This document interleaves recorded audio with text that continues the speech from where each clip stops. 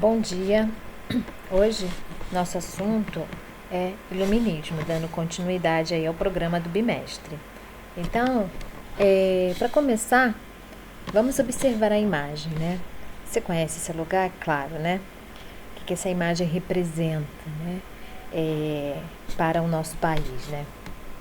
Essa é a Praça dos Três Poderes. Três poderes, quais são, né? O executivo, o poder legislativo e o poder judiciário estão aqui nas praças dos três poderes em Brasília, Distrito Federal.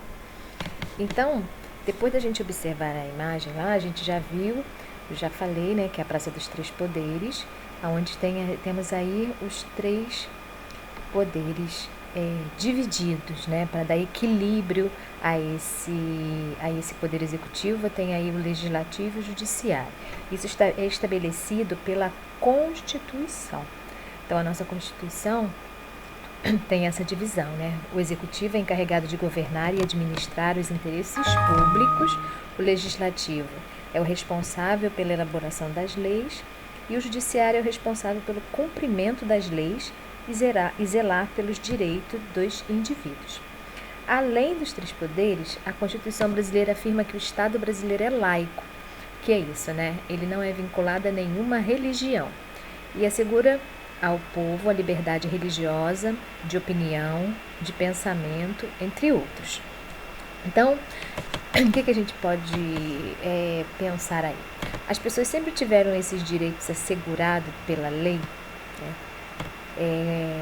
Será que sempre a liberdade religiosa sempre aconteceu, a liberdade de opinião, de pensamento, né? E os três poderes criados, a gente já acabou de ver aí, né? Que dá garantias asseguradas pela Constituição.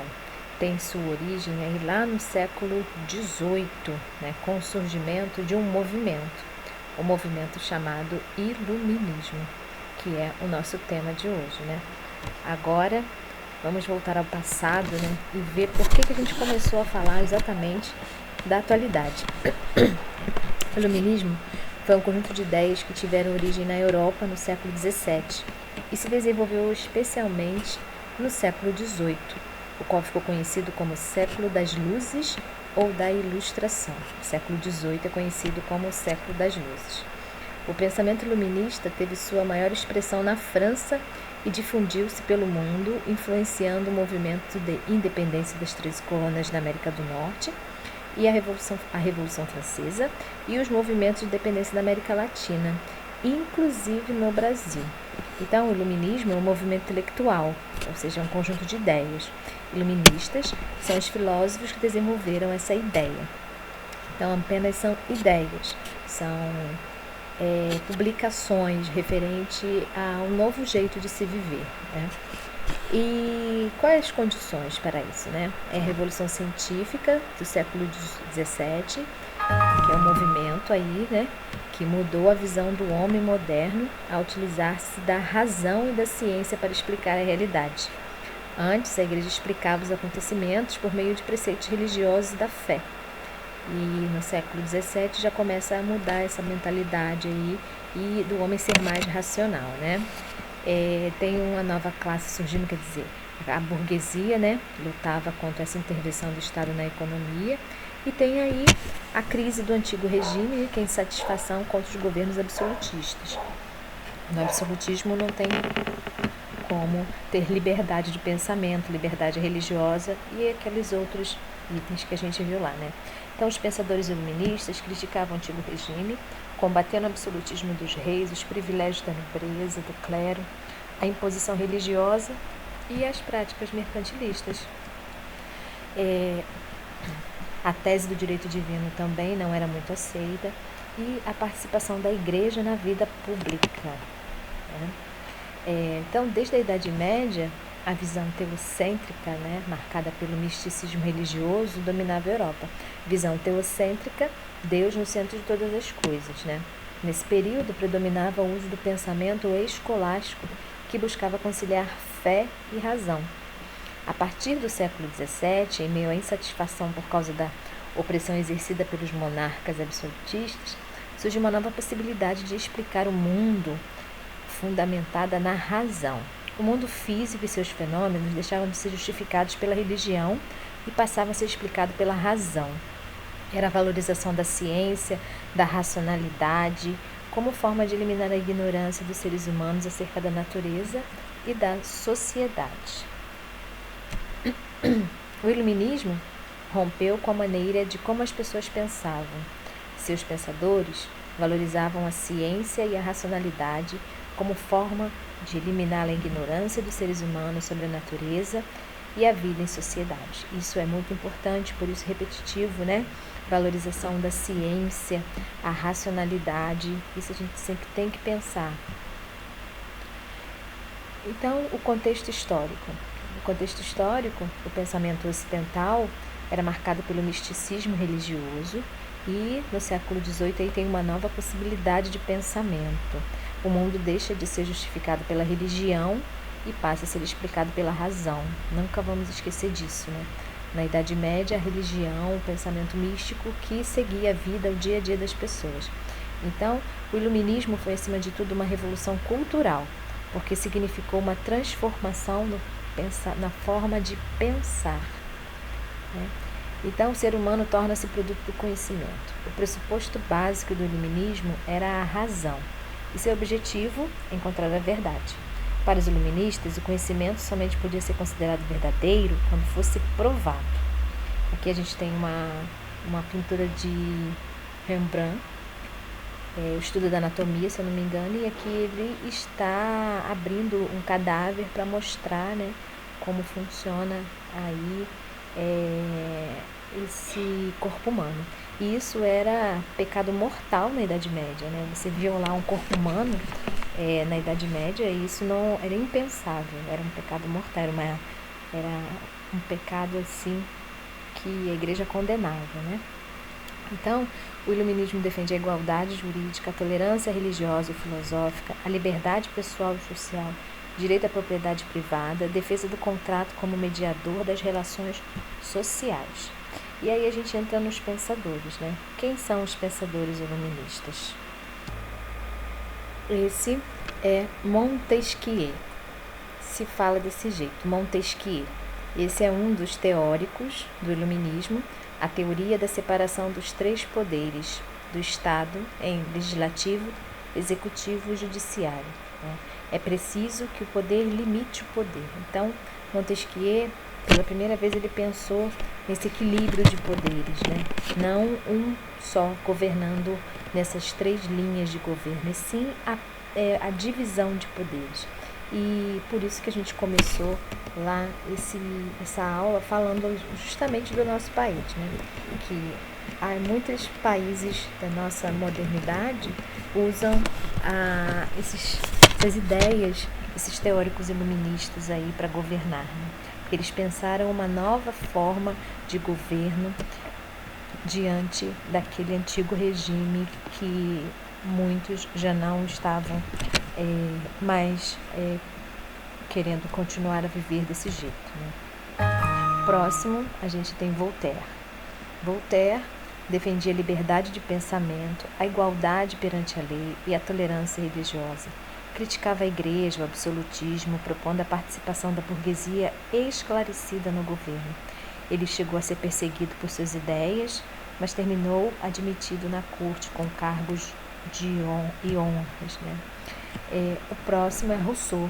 Escreveu várias obras, e as mais destacadas são Discurso sobre a origem e os fundamentos da desigualdade entre os homens. Criticava a propriedade privada por ser a raiz da infelicidade humana, né?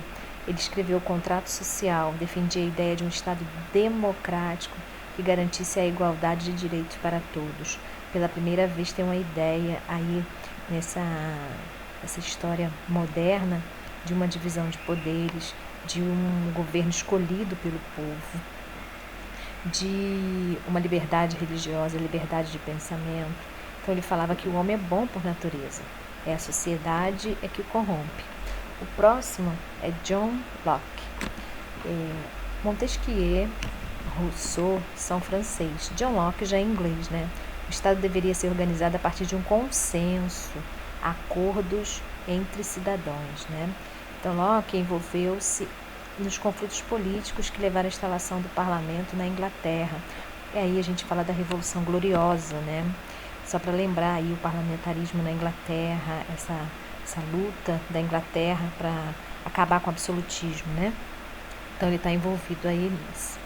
Teoria da economia, as teorias, né? Adam Smith, também em inglês. A economia deveria ser dirigida pelo livre jogo da oferta e da procura. Então a sua principal obra é A Riqueza das Nações, que defendia a ideia de que o trabalho e o acúmulo de capital era fonte de riqueza. Foi o primeiro a estudar aí o sistema capitalista.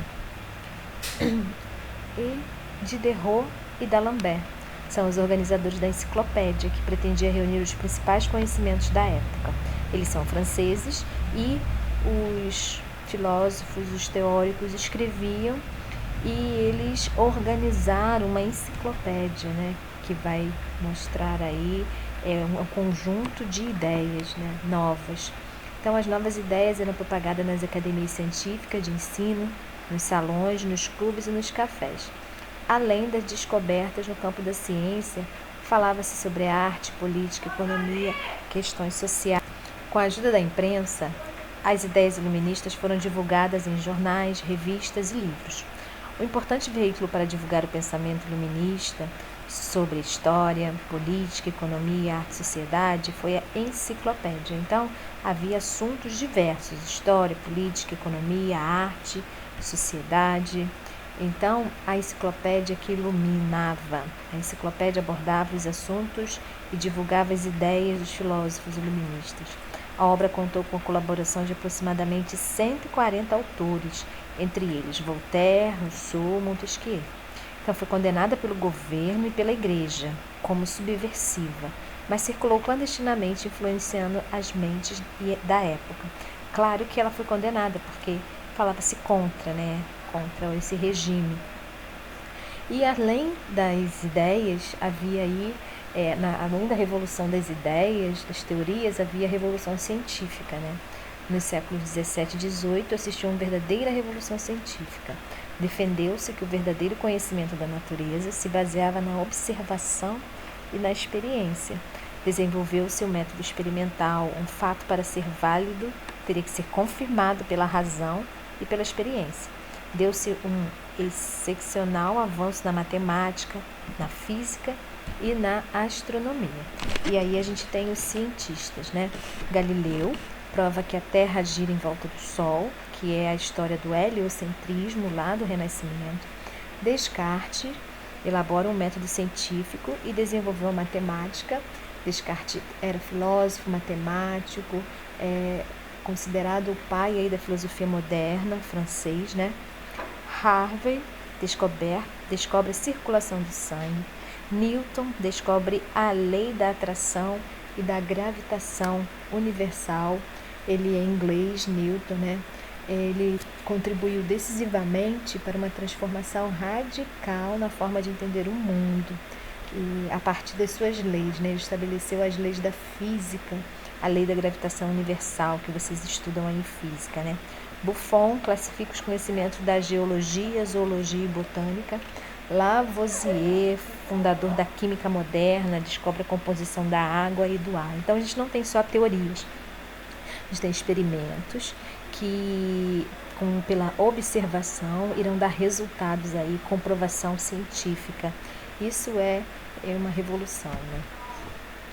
Enquanto isso, em meio a toda essa efervescência de novas ideias na Europa, alguns governantes absolutistas foram adotando alguns princípios iluministas em seus países.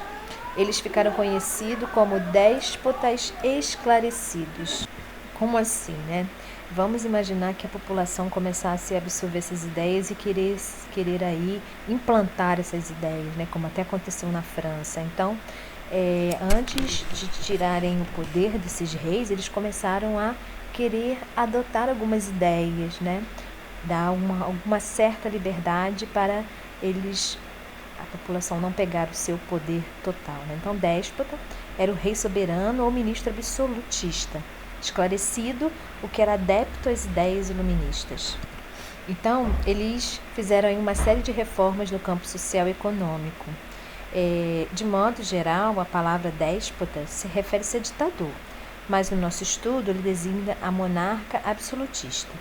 E por mostrarem receptivos a certos princípios do iluminismo, ficaram conhecidos através dessa expressão. Então, déspota esclarecido é o rei, é o governante, que se torna aí adepto a algumas ideias iluministas. Quem são eles? A Catarina II da Rússia, Frederico II da Prússia, José II da Áustria e o Marquês de Pombal em Portugal. O Marquês de Pombal iniciou uma reforma no ensino, né? Fundou escolas e reformou universidades em Portugal. Ele fez coisas assim em relação à instrução aí da população, né? Para poder entrar aí nesse rol de despotismo esclarecido. Então, eles perceberam que as ideias iluministas estavam se espalhando e ganhando a aceitação do povo. Assim, sem deixar de ser absolutistas, colocaram em prática algumas ideias iluministas, a fim de modernizar os estados que governavam, diminuir a contestação e aumentar o seu poder e prestígio, enfraquecendo a oposição. Dizem governar em nome da felicidade do povo. Então, as principais práticas adotadas entre eles foram o fim das barreiras comerciais e a da censura entre os livros, ampliou o acesso à justiça, deu assistência social aos mais necessitados e incentivo à educação, à arte e atividade econômica. Então, como conclusão aí, né, influenciou uma série de movimentos na Europa, fora dela, que abalaram definitivamente o antigo regime ao longo do século XVIII e XIX, como, por exemplo, a independência dos Estados Unidos e a Revolução Francesa. A base do pensamento contemporâneo, o iluminismo, em muitas sociedades ocidentais, no que diz respeito à organização política, econômica e social, como a gente viu no Brasil também. Então, só para a gente concluir aí, a independência dos Estados Unidos aconteceu e foi colocado em prática pela primeira vez as ideias iluministas. Governo republicano, governo democrático, divisão de poderes. Isso aconteceu em 1776, na região das 13 colônias chamadas Estados Unidos. E logo em seguida, né, logo no próximo século, logo próxima década, 1789, vai acontecer a Revolução Francesa na França, né? Que as ideias iluministas aí serão o manual desses acontecimentos que vem aí pela frente, né? E no Brasil? Nas colônias americanas, o ideário iluminista estimulou as lutas da independência também, tanto na América Latina quanto no Brasil, né? No Brasil, houve aí a influência das ideias iluministas na Inconfidência Mineira, ou Conjuração Mineira, e na Conjuração Baiana também, que foram fortemente influenciados por esse movimento. Quem está aí ao lado é Tiradentes, né? Isso aconteceu no Brasil. Então, por hoje é só, pessoal. Até a próxima aula.